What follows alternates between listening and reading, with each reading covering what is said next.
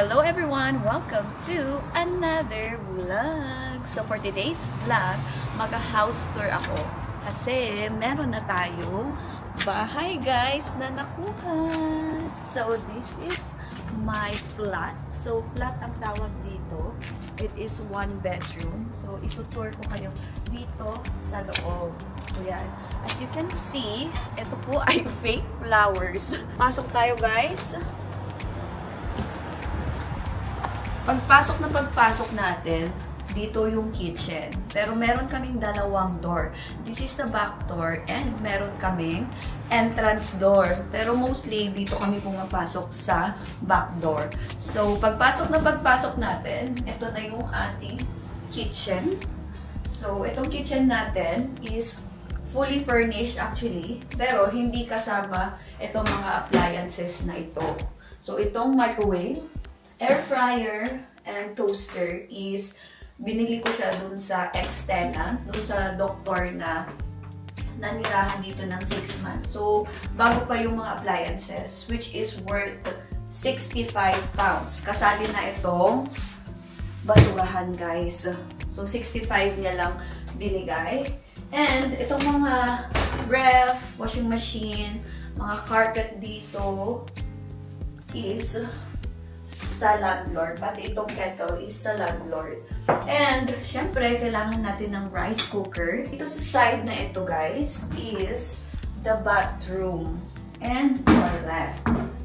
Dito sa ating bathroom is itong shower room and then yung toilet. Which is good thing, guys, na walang bathtub. Actually, yung old house na, yung first house natin dito sa UK is may bathtub. Pero hindi ko siya bet na may bathtub. And yung bathtub, doon na din nagsha-shower. So, ayoko ng ganun. So, mas okay ng shower lang siya and wala siyang bath. So, this is the toilet. This is our sink. Meron tayong mga biniling tips dito from Shein. Pero ito, totoo to guys. Sa landlord ito. Rene-revive lang namin ito.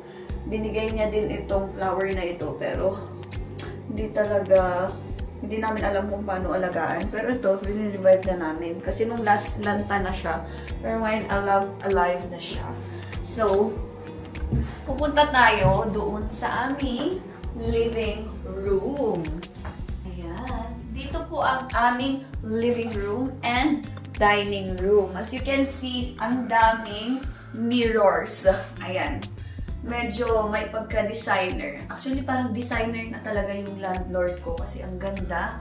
Actually, this is where we eat. And this is where we rest. Wow! Rest! Dito ko na din dinagay yung mga shoes ko. Ayan.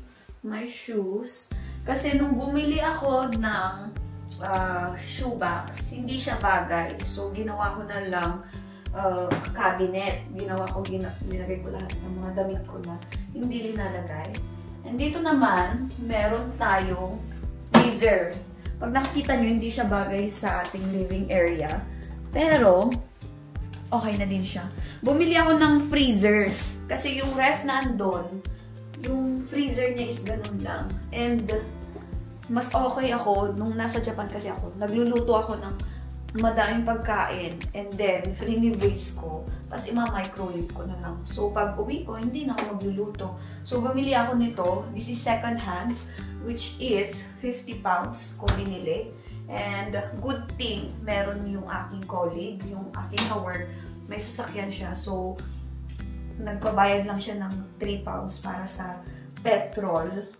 Kasi nga, pag taxi yung kukunin namin, hindi nila isasakay ito. Kailangan talagang mag-hire kami ng truck or dapat may sasakyan kami. Which is, good thing, nag-offer ang aking colleague. Ayun lang guys, may mga cabinets kung saan pwede natin ilagay yung ating mga damit. And this is where I edit my vlogs. We edit our vlogs here. Dito namin ina-edit and game station ng aking asawa. And dito sa taas, guys, oh, may nakalimutan ako, guys. Bago tayo tumaas, guys, pupunta muna tayo sa aming bodega. So, nakikita nyo itong door na ito. Dito yung entrance, actually. Ito yung entrance. So, ganyan lang yung door natin. Open natin ito. Ito yung aming bodega, kung saan namin nilalagay lahat ng mga gamit namin. Andito na din yung bike ko. Kasya pa yung isang bike dito kasi plano naming bumili ng bike. So, may mga lamp heads, which is sa landlord yan. And ito, meron din siyang mga gamit dito. Actually, lahat is mga parang pang-design niya sa house. So, andito. So, sa kanya ito. So, pwede siyang pumasok dyan. Pero, hindi siya pwedeng maka-access dito kasi nga, may lock kami. So, ito yung aming front door. So, hindi ko na ipapakita sa labas. Pero, dito pumapasok yung asawa ko. Kasi, dalawa lang yung key namin. Which is itong entrance and yung back door. So, yung back door yung aking pinili. Kasi, mas madaling pumasok doon. May stairs papunta sa bedroom. Yan. This is our master's bedroom. Charis, ito lang naman yung bedroom namin. And, dito, sa side na to, dito ko linagay. Actually, dito ko na linagay kasi malapit ng mag-winter. Actually, autumn pa lang ngayon, pero malamig na. So, linabas ko na lahat ng aking mga jacket dito. And we only have one cabinet. So, dito linalagay ng asawa ko yung kanyang mga clothes. So, kailangan pa talaga namin ng cabinet. Pero, nag-iisip ako, hindi siya bagay kung kukuha kami ng cabinet. Tapos, ilalagay lang namin sa kahit saan. So, parang gusto ko, maayos pa din yung aming kwarto. Dito, guys, merong maliit na lalagyan ng mga things. So, makikita natin dito may door. Ayan, pwede natin ilagay yung mga hindi natin ginagamit na mga unan, mga blanket. So, dito ko na din nilagay yung mga ibang jacket. Ayan. Yung jacket ng asawa ko dito sa likod. Yung jacket ko doon kasi mas colorful. Ayan, guys. And, ito yung sinasabi ko, guys. Linagay ko siya sa shoebox, yung mga gamit ko. And, linagyan ko lang ng mga sign kung ano yung nasa loob. Kasi meron akong pang summer, meron akong pang winter, yung mga heat tech ko, tinago ko pa din. So, ito lang yung ating drawer. This is where we keep our things. So, yan, pati ito, hindi ko na din tinanggal. Kasi, parang maganda siya sa bahay. Gusto kasi pag umuwi ako, maganda yung parang, makapag-rest ka. So, diba, maganda po umuwi ng malinis yung bahay, yung bed, nakaayos, natutulog ka na lang after shower. So, yun lang, guys. Yun lang, guys. So, this is a flat, 1 bedroom, 1 living room, 1 kitchen, and 1 toilet. So, this is worth 975 per month. Yung rent lang yun, guys, ha? Rent lang, which is 975. Pero yung ating bills, hindi kasali yung electric bill, water bill, council tax, nasaan pa yung binabayaran ko, which is the internet.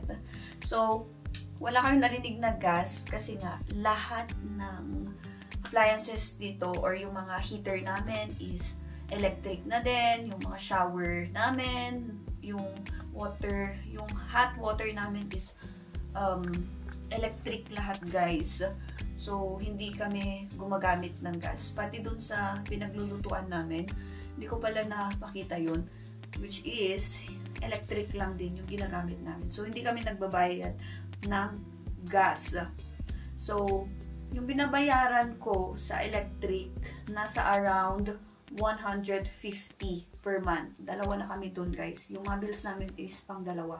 Yung water bill naman is nasa 45, around 45 pounds. And then, yung council tax namin is nasa around 160.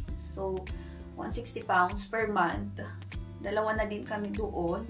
And then, the last one is yung internet. Actually, yung internet is, nung nag-house viewing ako dito, parang nag-ask na ako dun sa doktor, dun sa ex-tenant na ipakita kung gaano kalakas yung internet na kinuha niya. Pero sinabi naman niya is yung pinakamalakas, which is 1 terabyte. So, yan na yung pinakamalakas. And yung pinapabayad sa amin is 39 pounds. Yun lang, yung hindi na kami magpapa-connect. Pero, unti lang naman actually yung babayaran kung magpapa-connect, di ba?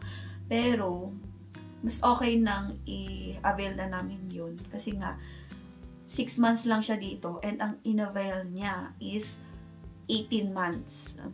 So, kinuha na namin. Kahit yung tenancy period ko dito is 6 months.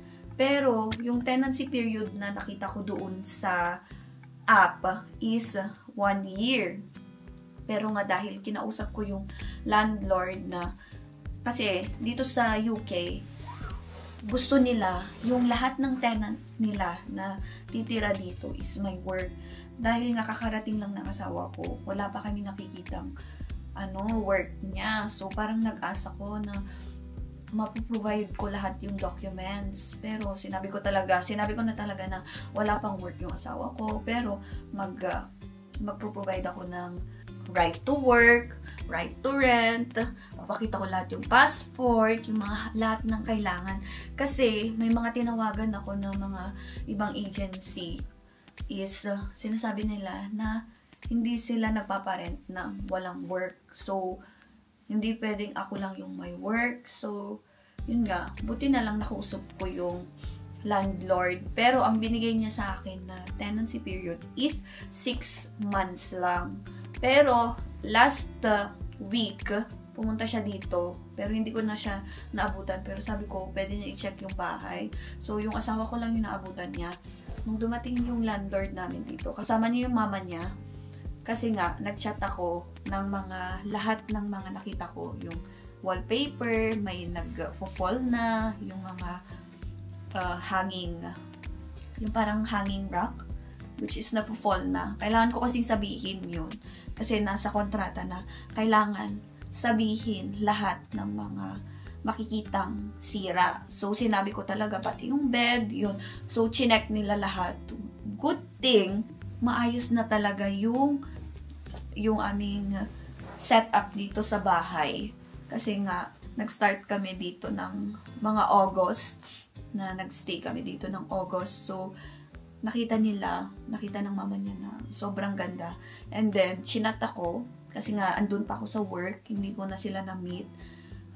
Sabi, ayun nga, thank you for taking care of the house, ginawa niyong home, malinis, maayos, and then sabi niya, kasi nung una talaga, nung first na nag-meet kami nung landlord, sabi ko na, pwedeng mag-extend ba kami ng 6 months? And then sabi niya, pwede natin pag-usapan, pero syempre iba pa din yung yung parang siya yung magsasabi. So, nag-chat siya sa akin na pag-uusapan namin yung another 6 months na tenancy period, which is good thing, kasi ayoko pang maglipat. Mahirap maglipat, guys. Ito na kasi yung nahanapan namin. Doon sa old house, pinapamigay lahat ng mga gamit doon ng aking company. Pero hindi ko na kasi makuha yung bed kasi nga single bed lang din naman ako. Yung drawer, sobrang laki. And tinitignan ko pa kung kukunin ko yung drawer kasi sobrang laki. Pero good thing, furnished na siya. Kasi kung hindi siya furnished, medyo mahirap-hirap din. Kaya ang gagawin namin ngayon is mag-iipon talaga kami ng pera para sa mga furnitures namin kung lilipat man kami. So, as of now, hindi ko pa iniisip yung paglilipat kasi ngayon, naglilipat pa lang. Kaya ang hirap isipin maglipat. And, yes, thank you for watching my vlog. And yes, thank you for always supporting me and watching my vlog. Stay positive, always choose happiness without wrecking anyone's happiness. And if you want to be it, ace it. Bye guys!